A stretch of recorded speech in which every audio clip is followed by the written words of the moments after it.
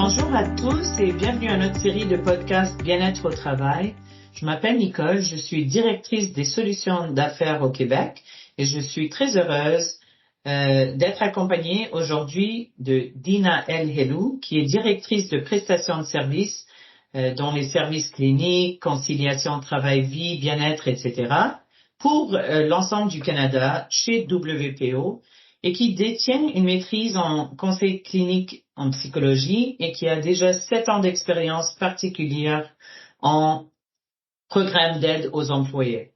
Alors, comme vous le savez sûrement, chaque année, la journée Belle Cause pour la cause a lieu en janvier afin d'encourager un dialogue ouvert sur la santé mentale et de lutter contre la stigmatisation qui persiste toujours.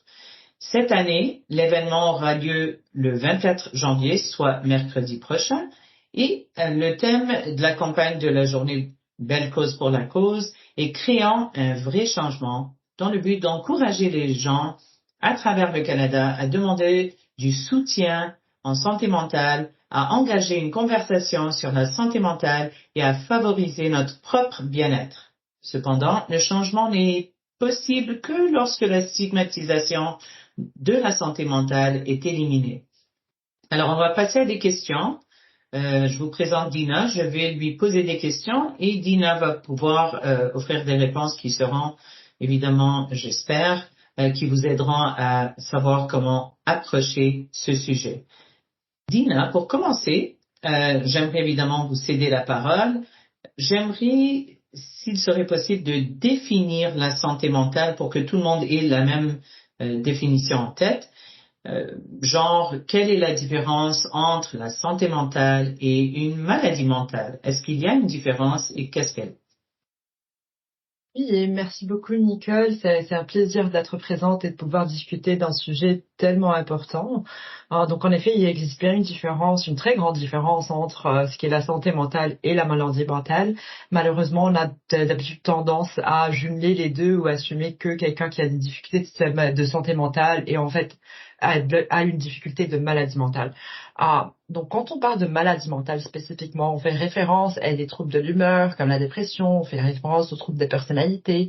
On parle vraiment d'individus qui, avec ces maladies, peuvent voir des dysfonctionnements ou une difficulté à s'adapter à la vie quotidienne et à répondre aux besoins quotidiens. Donc, on parle d'une incapacité de se lever le matin, de pouvoir faire les tâches, de pouvoir être même présent au travail ou pour leur famille, une difficulté de réguler leurs émotions, etc.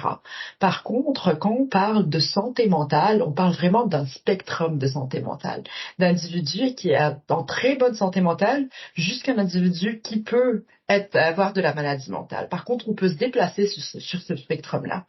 Donc, quand on parle de définition d'une santé mentale, on va définir vraiment la santé mentale positive ensemble aujourd'hui, qui est un état de bien-être où les individus vont vraiment réaliser leur plein potentiel. Ils sont capables de gérer leur stress, leurs difficultés quotidiennes, ils sont productifs, ils sont épanouis. Donc, c'est pas vraiment juste l'absence de la maladie mentale, mais cette capacité de prendre en charge notre vie et prendre en charge la manière de laquelle on se comporte, on se sent et on pense.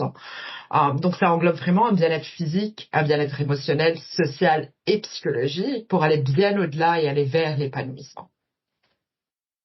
Bien, merci beaucoup pour cette réponse détaillée. J'apprécie énormément et j'imagine que ça pourrait aider ceux qui écoutent ce podcast actuellement. Alors, passons à la prochaine question. Est-ce que vous pouvez, s'il vous plaît, m'élaborer au sujet de la stigmatisation de la santé mentale particulièrement?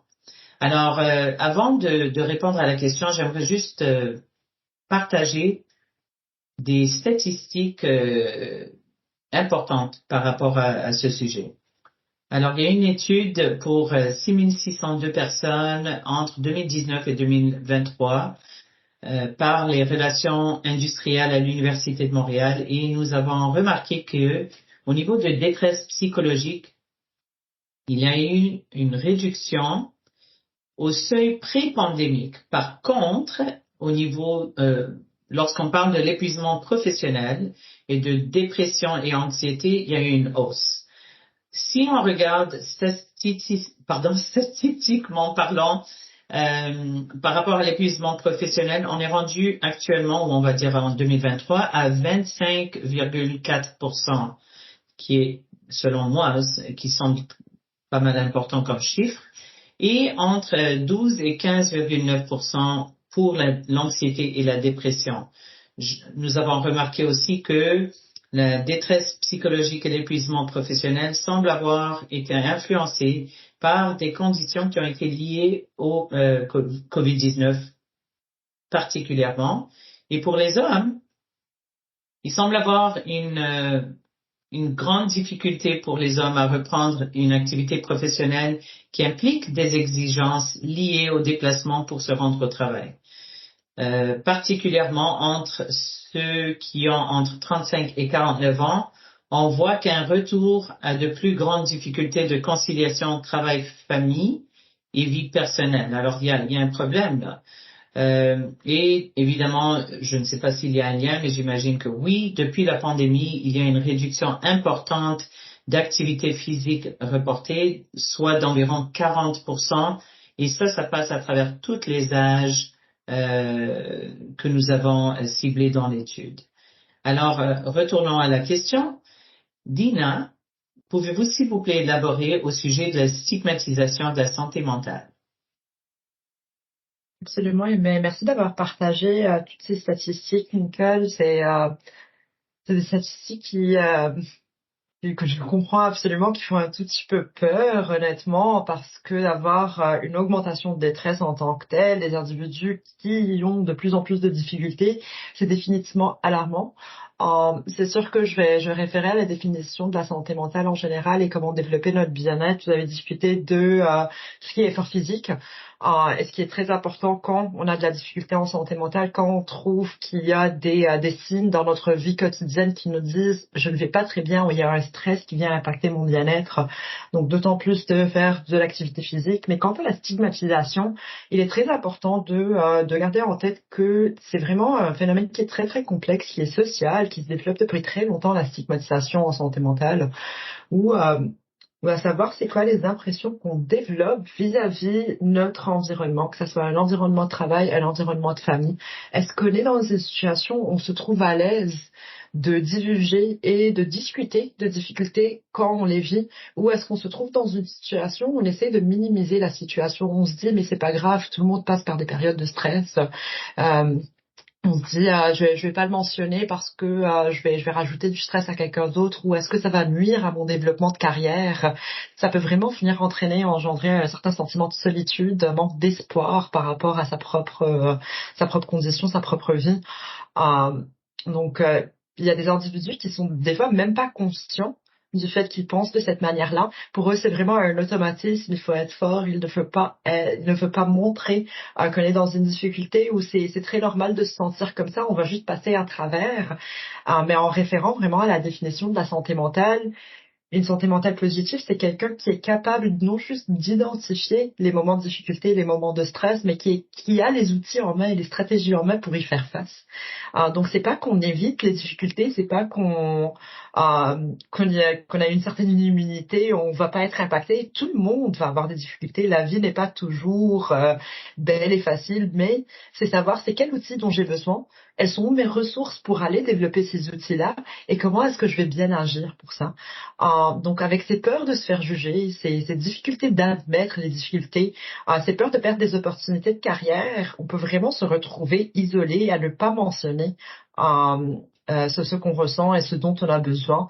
Quand a mentionné le retour au travail et la difficulté de concilier travail-vie, c'est sûr que dépendamment de la situation personnelle de chaque individu, faire un grand changement, que déjà il y a eu un changement qui était dû à la pandémie, hors de notre contrôle. Maintenant, on a ce contrôle ressenti et perçu, et on est demandé de retourner au bureau, ce qui peut être très difficile. Moi je te poserais la question, est-ce qu'on est à l'aise de parler à nos gestionnaires, à notre compagnie? Est-ce qu'on est dans une capacité de divulguer cette information pour ensemble développer des stratégies pour qu'on puisse arriver à une certaine solution qui fonctionne pour les deux entités? Alors c'est ça vraiment, enlever la stigmatisation et la mettre de côté pour pouvoir promouvoir la santé mentale. Bien, je vous remercie infiniment parce que c'est pas mal une réponse détaillée. Puis honnêtement, c'est du vrai vécu, si on veut. J'ai déjà vécu ça parmi mes collègues de travail, dans ma vie personnelle. On se parle par rapport à ces choses-là, et c'est des sujets qui ressortent constamment. Je vous remercie infiniment. Est-ce que vous êtes à l'aise à partager peut-être les options qui s'offrent aux personnes qui veulent prendre le contrôle de leur santé mentale? Absolument, absolument. Et c'est ça qui est difficile avec l'activation aussi, je vais revenir sur le pas précédent, c'est que des fois on ne sait pas c'est quoi les options présentes. Et c'est tellement important d'avoir accès à cette information, de savoir que non juste que l'aide existe, mais bien que il y a quelqu'un à qui on peut faire confiance, on peut appeler et ça va être un espace sans jugement. Donc si on parle du Québec spécifiquement, il y a quelques soutiens en communauté, en société qui peuvent être mobilisés pour soi ou pour les membres de la famille. Il y a Info Social 811. On encouragerait les gens d'utiliser pour se renseigner sur ce qui est disponible dans leur communauté. Tout ce qui est les lignes d'écoute, les lignes de prévention de suicide, écoute jeunesse, absolument, c'est recommandé pour les individus qui ont besoin d'une place assez confidentielle pour pouvoir diriger les situations difficiles ou spéciales, spécialement par rapport au suicide, spécialement par rapport aux jeunes, aux adolescents, etc. Par contre, pour monsieur, madame, tout le monde, il y a vraiment les soutiens communautaires tels que la CLSC, où les individus peuvent choisir d'entreprendre des recherches eux-mêmes, des recherches par rapport aux centres de crise, des centres de réadaptation, des centres de soutien ou un soutien privé d'accompagnement en thérapie, en psychologie. Euh, Maintenant, ceci étant dit, on est très très conscient qu'il y a des listes d'attente qui sont assez longues, il y a des soutiens privés qui sont assez coûteux, qui sont pas très difficiles, très faciles à accéder. Donc, il est quand même assez important, je dirais, de référer vers les bénéfices chaque individu dans leur communauté, dans leur emploi, de se questionner, d'aller voir une personne de confiance, une personne en position d'RH. C'est quoi les programmes qui sont offerts? Est-ce que c'est ça des programmes d'employeurs, des programmes d'étudiants, des programmes de soutien que les syndicats offrent ou d'une association offrerait? Donc, ça pourrait vraiment être des programmes très importants pour soutenir les individus immédiatement, pour ne pas passer à travers les listes d'attente, pour ne pas devoir se soucier de coûts associés au soutien qui est présent et pouvoir prendre un tout petit peu plus de contrôle sur la vie quotidienne. Le but vraiment, c'est d'explorer la situation, d'écouter, de trouver une empathie, une écoute active et de résoudre les problèmes avec ces individus pour les aider à développer leur santé mentale et à surmonter les stress quotidiens. Bien, c'est magnifique. Je remarque avec les lignes d'aide et le CLSC et ainsi de suite, les autres solutions qui sont là, à part les programmes d'aide.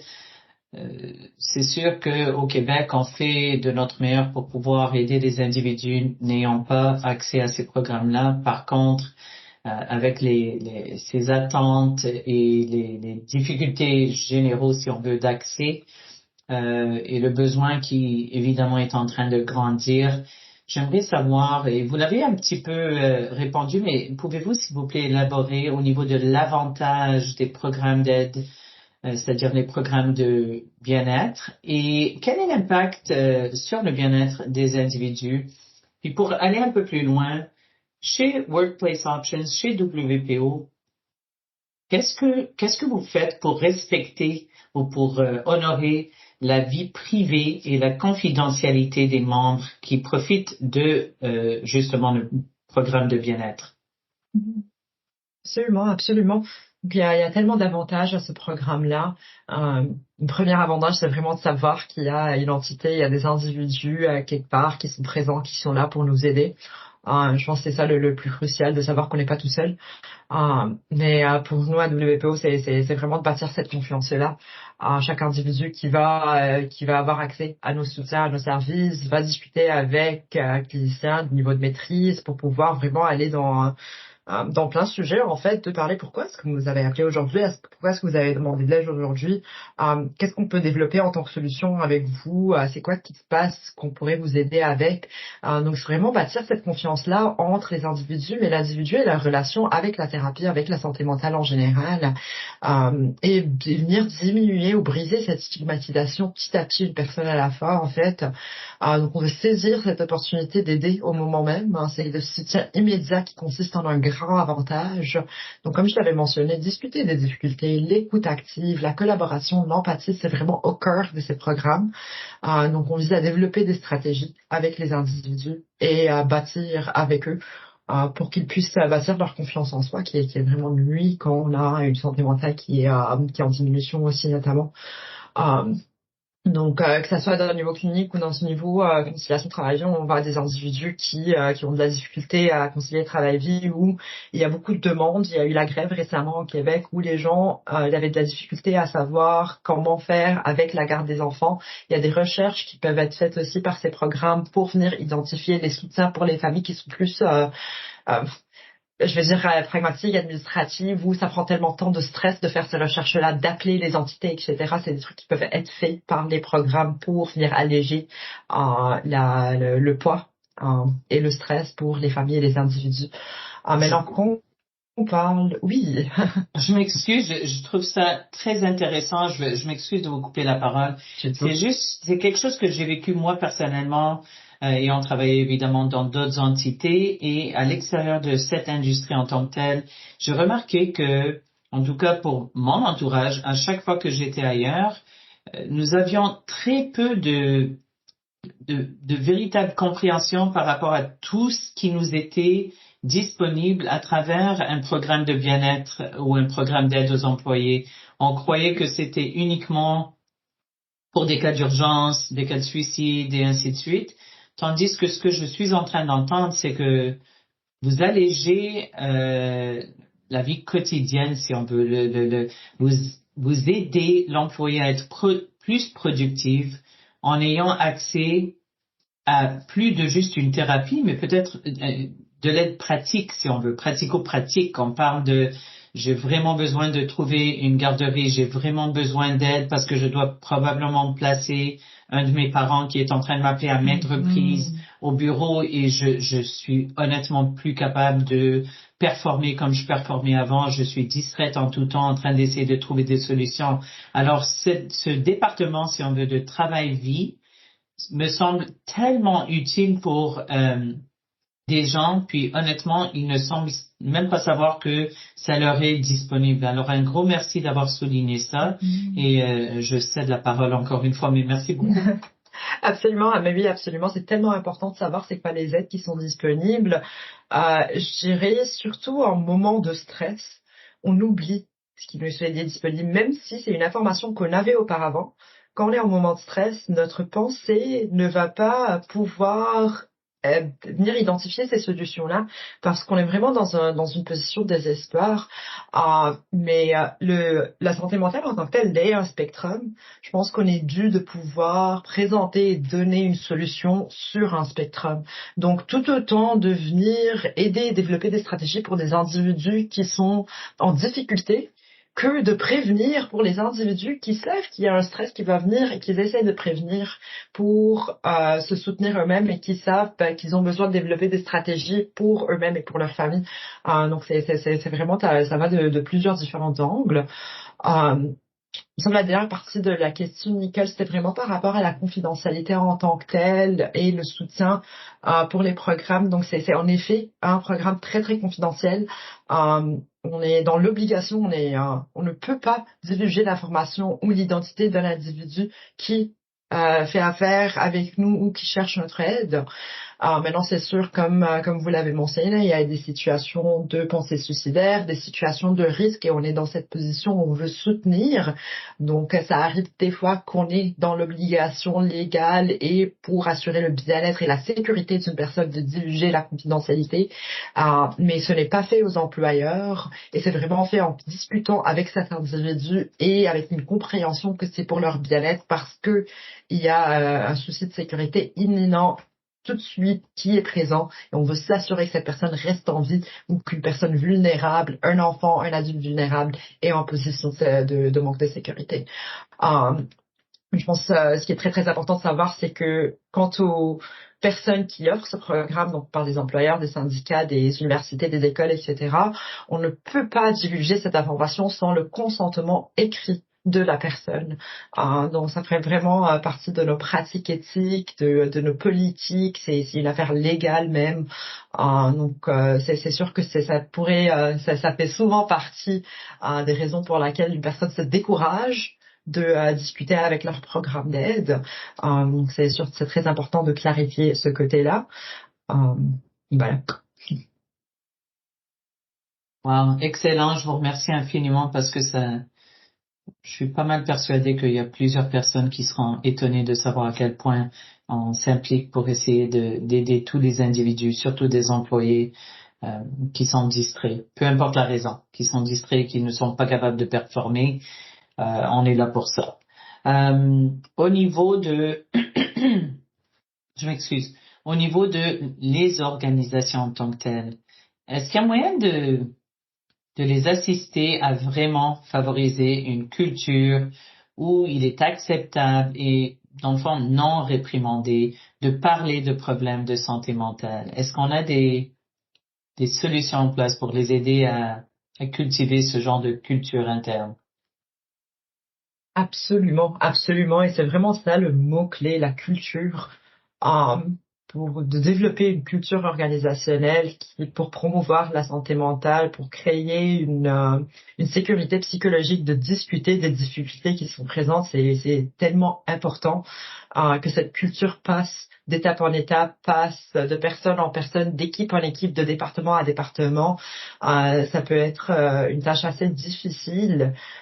Donc moi je dirais la première chose, c'est vraiment la communication, de s'assurer que les lignes de communication sont ouvertes entre les départements, que les départements qui sont en charge du bien-être des employés communiquent, et pas vraiment une seule communication, mais plusieurs communications par rapport au bien-être, développer des pratiques de bien-être au sein du milieu de travail, discuter de santé mentale, vraiment briser ces stigmatisations et briser les mythes aux alentours de la santé mentale où on évite d'en parler donc ça n'existe pas. Non, il faut en parler parce que ça existe et en parlant, ça s'améliore de plus en plus.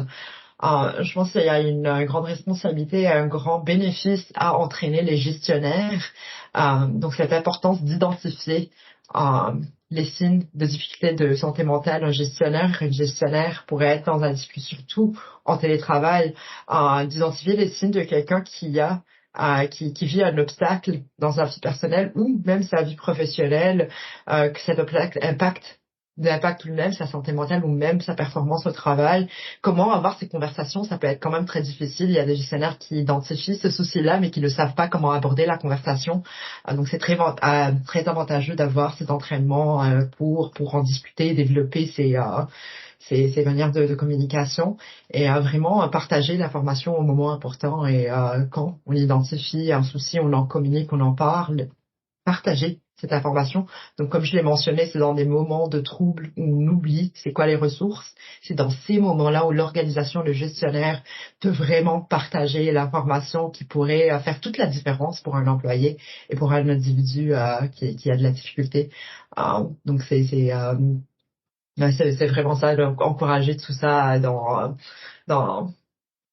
dans l'organisation fait que les individus vont être de plus en plus propices, de plus en plus ouverts à discuter de la santé mentale, sans souci de perdre une opportunité de carrière, de grandir, euh, et souci d'être perçu différemment.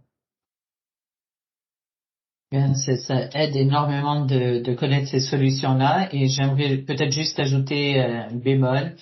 Par rapport à la culture d'une organisation, c'est sûr et certain que on est là pour ça. On a des consultants, des experts qui sont là pour aider justement à créer, si on veut, à encadrer l'organisation pour pouvoir cultiver justement cette mentalité. Et on s'assure que les leaders d'une compagnie soient impliqués dès le départ.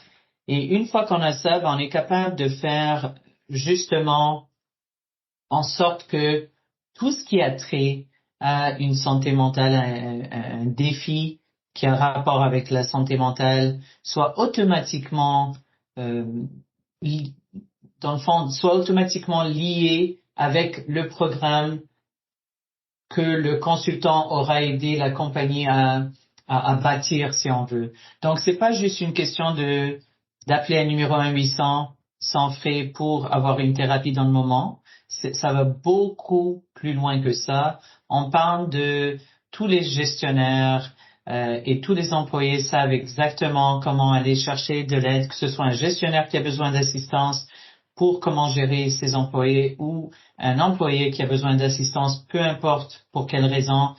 Il s'agit, oui, d'un numéro 1-800, mais il s'agit aussi de savoir qui sont les ambassadeurs à qui on peut se fier pour avoir de l'assistance et pour être bien guidé sans hésiter, parce que déjà à cause de cette fameuse stigmatisation, on hésite. On hésite pour aller chercher de l'assistance. Et là, si on a quelque chose qui est très bien encadré, ben évidemment, ça nous aide, c'est plus fluide. Ça nous aide à aller tendre la main et aller chercher de l'aide plus facilement, avec une porte ouverte rapidement. Et donc, on est capable par la suite d'aider non seulement plus rapidement, hein, mais d'augmenter le taux d'utilisation, d'augmenter la possibilité pour chaque individu qui travaille dans cette compagnie de vouloir aller chercher de l'assistance sans ces craintes-là dont on vient de discuter. Alors, je vous remercie infiniment, Dina. Vous avez vraiment, vraiment su comment répondre à ces questions à fond. J'espère que ça aidera ceux qui nous écoutent à pouvoir comprendre à quel point il est important de considérer non seulement un programme d'aide aux employés, mais comment cultiver, si on veut, la culture qui va maximiser le taux de succès de ce programme-là. Merci beaucoup, Dina. Merci à vous, Nicole. C'était un grand, grand plaisir d'être présente aujourd'hui. Merci et bonne journée.